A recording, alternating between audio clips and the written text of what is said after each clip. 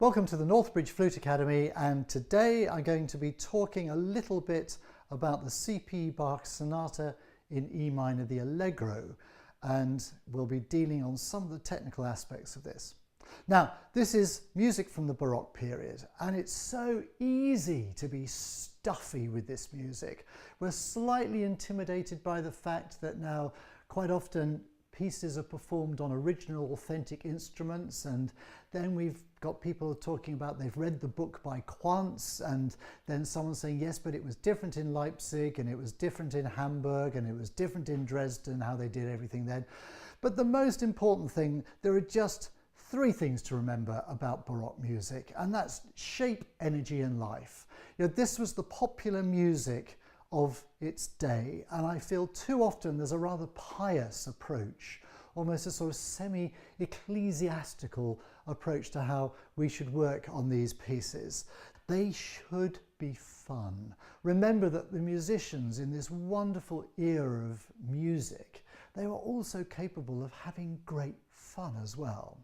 So, things to remember here. Even though it's in E minor, this piece should sparkle and bubble along. It's a very energetic piece, and we've got to try and convey that energy through the flute. In bar 3, for example, you'll notice there's an offbeat. Yum bum ba da da da da ba bum ba da da da da da dum. Now, in pop music, in rock music, in jazz, the offbeat is the beat that they focus on, because that's what actually drives the music forward. So we can think of this as effectively being the pop music of its day. So with those offbeats, and these happen so many times throughout the piece, really actually make them very, very active. Yes, it's Baroque music, but by no means is it old, stuffy and dusty. So we've got to bring life to this. In this movement, nothing should be forced articulation-wise. We don't want this at the beginning.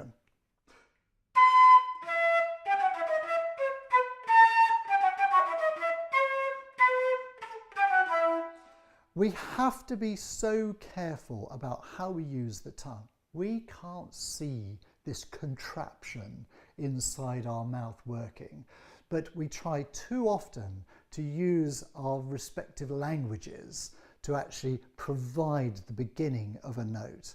And the beginning of a note is so important as to how the follow-on character of that note will occur. And if you put an explosion at the beginning, you've killed the second half of the note. So my feeling on this is, rather than two, two, two, two, two, two, two, da, da, da, da, da, da, da. And it's the vowel sound of the attack that's just as important as the consonant. So da, da, da, da, da, da, da. And then you're saying something very much in the same way as an actor on the stage will deliver their lines. We can do it musically through how we articulate. So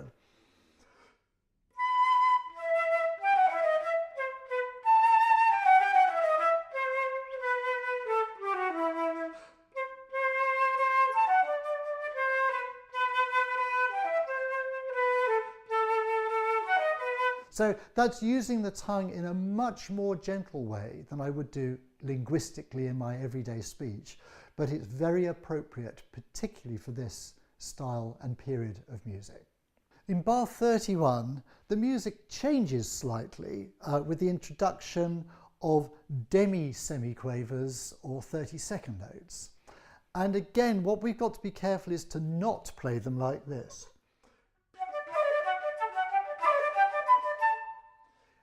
Don't rush through the demi-semi or 30-second notes. To get round this, because again, within the flute, in 4 notes, things are changing incredibly rapidly. It's how you push the air through that will actually cover up the indiscrepancies between those 4 notes. So in slow motion,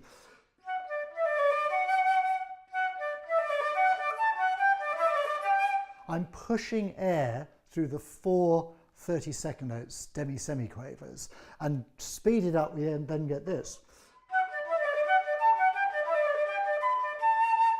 And in that way, these 4 very quick notes actually become very much part of the musical line. From bars 31 to 34, and subsequently on from there, bars 42 to 46, we have extended passages of semiquavers or 16th notes. And once again, we don't want all these notes to sound the same. We don't want to hear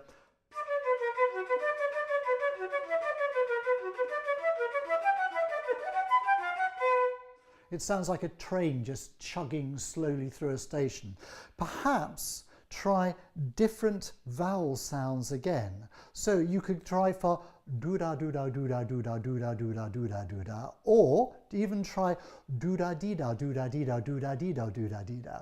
And by breaking up the vowel sound, changing that vowel sound, you'll give more shape to the musical line. Now, a great amount of music in this particular movement is all focused around the middle and in particular the bottom octave of the flute. Now this happens in the bottom octave from bar 69 onwards, and we're going down to low Ds. Now that area of the flute, let's say from low G down to bottom C, it's a very, very complicated area of the flute to get good articulation. We know that the air needs to go down, but we also know that the tongue can't be too aggressive. And too often, in our frustration, we will try to spit notes into the flute. And in that way, suddenly the notes become straitjacketed. They become incredibly restricted. So the bottom octave notes, we need to have a much gentler articulation so that we can coax the notes out of the flute rather than bully the notes out of the flute. Now, if we've got a lighter articulation, of course, that means that the support system has to work harder in pushing the air through the flute. But certainly keep the tongue as light and as agile as possible.